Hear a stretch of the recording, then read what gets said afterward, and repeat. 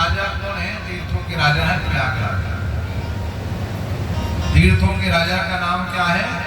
प्रयागराज। और तीर्थों के गुरु कौन है? पुष्कर।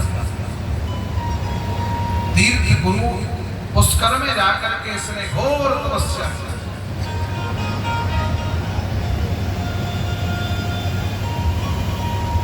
ब्रह्मा जी से वरदान मांगा।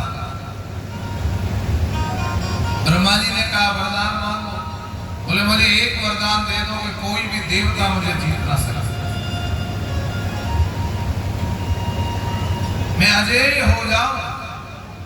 ब्रह्मा जी ने वरदान दे दिया। आकर के इसने राज्य संभाला, देवताओं के ऊपर आक्रमण कर दिया, देवताओं को जीत लिया।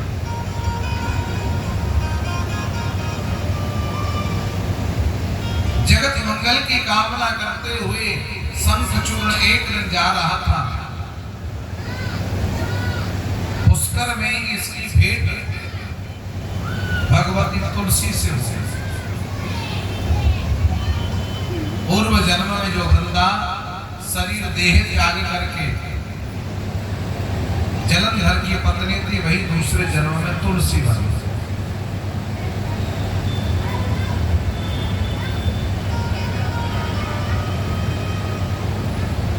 धर्मध्वज की पुत्री तुलसी से भेंट हुई।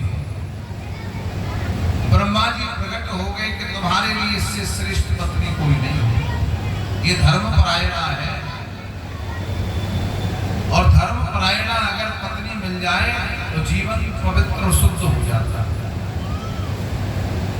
पतिव्रता स्त्रियो याश्च तासां मध्ये त्वमग्रणीः न चाहं पापकृतकामी तथा त्वमेति धीर मम। शंखचूर्ण ने कहा पतिव्रताओं में तुम श्रेष्ठ हो। मैं धनुवंश में जन्म लेकर आया हुआ पराक्रमी शंखचूर्ण हूं, तो मेरे साथ विवाह करना। और ब्रह्मा जी की स्वीकृति पर तुलसी का विवाह शंखचूर्ण के साथ। ये भी भक्ति करता था। हाँ, भगवती तुलसी भी पतिव्रत व्रत का पालन करती है। देवता दुखी होकर के भगवान श्री विष्णु के पास गए। प्रभु शंखचूर्ण हमको सता रहा है, देवताओं पर विजय प्राप्त करनी है, हमारे उद्धार का कोई मार्ग तो बताओ।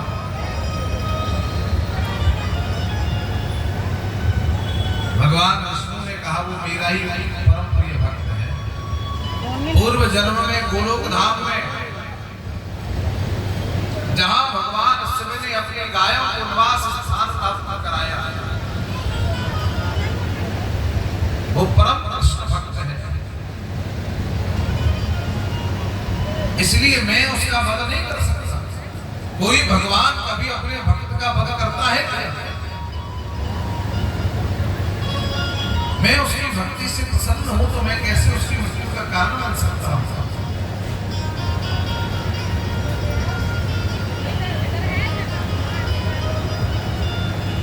मैं जब गोप वेश धारण करके कृष्ण बन करके गया, उसी कृष्ण की भक्ति जब वो करता है शंखचूर्ण,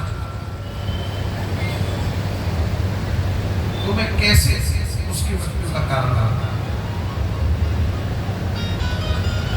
इसका कोई समाधान अगर कर सकते हैं तो श्री शिव कर सकते हैं। ब्रह्मा जी देवताओं को लेकर के भगवान श्री हरि विष्णु के सहित शिवलोक पर पहुंचे।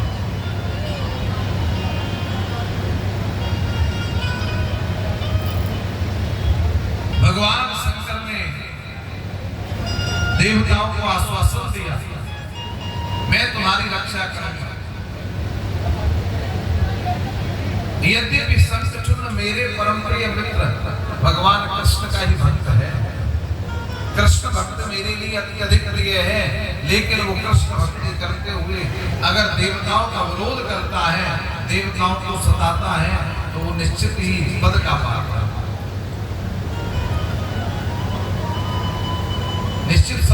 पर मैं युद्ध के माध्यम से उसको परास्त करूंगा। भगवान शंकर ने शंखचूर्ण के पास में संदेश भेजा। अपने एक प्रिय दूत पुष्पदंत को भेजा। ये वही पुष्पदंत है जो भगवान शंकर का परम भक्त है। आपने कभी सुना हो शिव महिम स्तोत्र? भगवान शंकर की बड़ी प्रिय स्तुति है। शिव महिम स्तोत्र का पाठ करने से जीवन के समस्त दोष नष्ट हो जाते हैं, समस्त पाप नष्ट हो जाते हैं।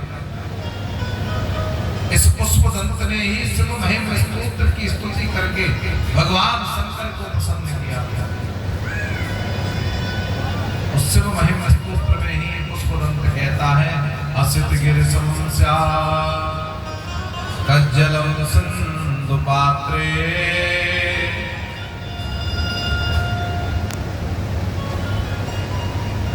संसार के जितने वृक्ष हैं उन सबकी लेखनी बना ली जाए और समुद्र को स्याही बना लिया जाए। संसार में जितने वृक्ष हैं उन सबकी लेखनी बना ली जाए और समुद्र को स्याही बना लिया जाए। असित गिर समस्या जलम सिंधु पात्रे। दरवर गिर शाखा लेखनी पत्र मुर्गी लिखित यति गृहीत्वा सारदा सर्व कालम। और लिखने वाली कौन है? भगवती सरस्वती शारदा सर्व समय तक लिखती रहे। तदपि तब गुणाना मी समारंभ न जाते। फिर भी हे शिव आपके गुण को कोई बखान नहीं कर सकता, आपके गुण का कोई वर्णन नहीं कर सकता है, आपके गुण की कोई पार नहीं पा सकता। ऐसे पुष्पदंत भक्त को भगवान शंकर ने भेजा शंखचूर्ण के पास। जाकर मैत्री का संदेश प्राप्त करा। शंखचूर्ण के पास पुष्पदंत ने जाकर के मैत्री का संदेश दिया कि देवता और असुर दानव सब एक ही पिता की संतान है। अच्छा, एक ही नहीं, सब कश्यप की संतान है। माताएं अलग अलग हैं, पिता एक ही है। अब आज भाई भाई में झगड़ा होता है तो कौन बड़ी बात तो पहले से होता है। देखिए, देवता, असुर, दानव, दैत्य, नाग, ये सब कश्यप की संतान है। मैंने कल भी बताया सृष्टि के क्रम में 13 पत्नियां कश्यप की हैं। 13 पत्नियों से किसी से वृक्ष को जन्म मिला, किसी से गरुड़ जी को जन्म मिला, किसी से अरुण जी को जन्म मिला, किसी से सर्प। एक दूसरे के शत्रु हैं। देखिए, कद्रू के पुत्र हैं सर्प। सर्पों की माता का नाम क्या है? कद्रू। और वनिता के पुत्र हैं गरुड़। सर्प का और गरुड़ का बैर है कि नहीं, बताओ? दिति के पुत्र हैं दैत्य, अदिति के पुत्र हैं देवता। देवताओं का और दैत्यों का बैर है कि नहीं, बताओ? एक ही पिता की संतान है, लेकिन फिर भी संपत्ति के लिए सदैव युद्ध करते रहते हैं। क्या आवश्यकता है? पुष्पदंत ने संदेश दिया, अगर तुम देवताओं को छेड़ना छोड़ दो तो भगवान शिव तुम्हें आशीर्वाद प्राप्त कराएंगे। देवताओं के साथ संधि कर लो तो भगवान शिव की कृपा के तुम पात्र बन जाओ।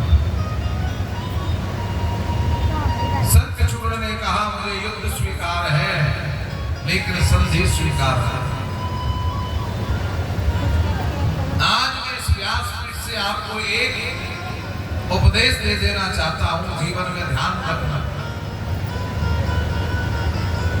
संकट जीवन में आ गया हो, युद्ध की प्रबल स्थिति हो गई हो, आपस में भाई भाई में झगड़ा हो रहा हो या किसी से भी झगड़ा हो रहा हो, अंतिम पड़ाव पर कोई सक्षम व्यक्ति अगर आपके यहाँ शांति का संदेश लेकर आए तो स्वीकार कर,